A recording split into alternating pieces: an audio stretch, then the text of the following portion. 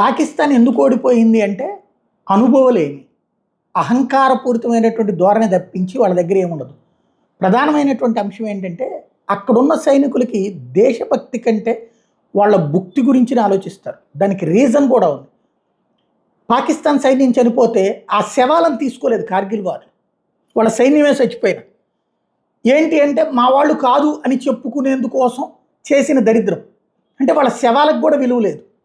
అప్పట్లో 93,000 మంది సైన్యం లొంగిపోతే వాళ్ళని తిరిగి తీసుకోవడానికి ఎలాంటి ప్రయత్నం చేయలేదు పాకిస్తాన్. చివరికి మనమే వాళ్ళని మేపడం ఎందుకని 3 నెలల తర్వాత బట్టలు పెట్టి పంపించాం వాళ్ళకి. ఆ తర్వాత నా 3 నెలల జీతం కూడా ఇవ్వలేదు పాకిస్తాన్. అంత నీచపు దేశం అది. వాళ్ళ సైన్యం ఉద్యోగం కోసం అక్కడ పనిచేస్తారు అంతే, ఏదో ఒక ఉద్యోగం కావాలి కాబట్టి. దేశం మీద పెద్ద ఫీలింగ్ ఏమి ఉండదు. ప్లస్ ఏదో అద్భుతం చేయాలన్న ఇది ఉండదు. రెండవది, భారత్ సత్తా వాళ్ళకి బాగా తెలుసు. అక్కడి నుంచి వాళ్ళు మిస్సైల్ వేస్తే భారత్ వెంటనే మిస్సైల్ వేస్తుంది. ఏషియన్ స్పాట్లో ఇటు చస్తే ఆ శవానికి దిక్కు ఉండదు.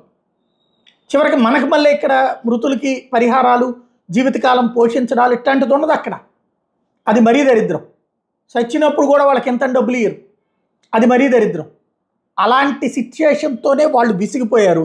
దానికి తోడు వాళ్ళకి సరైన ట్రైనింగ్ లేదు. దానికి చూడండి, సజీవ సాక్ష్యం ఇది. ఒక మిస్సైల్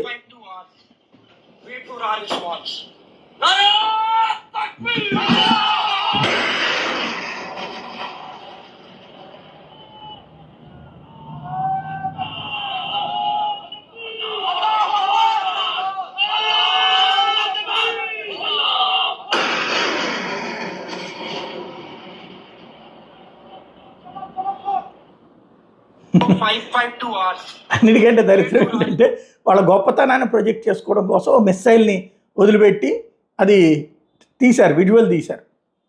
వాళ్ళకే తెలియకుండా ఇంకో మిస్సైల్ వెళ్ళిపోయింది, ఇంకోటి వాళ్ళ మీద పడుతుంది, పరుగులు పెట్టుకుంటూ పోయారు.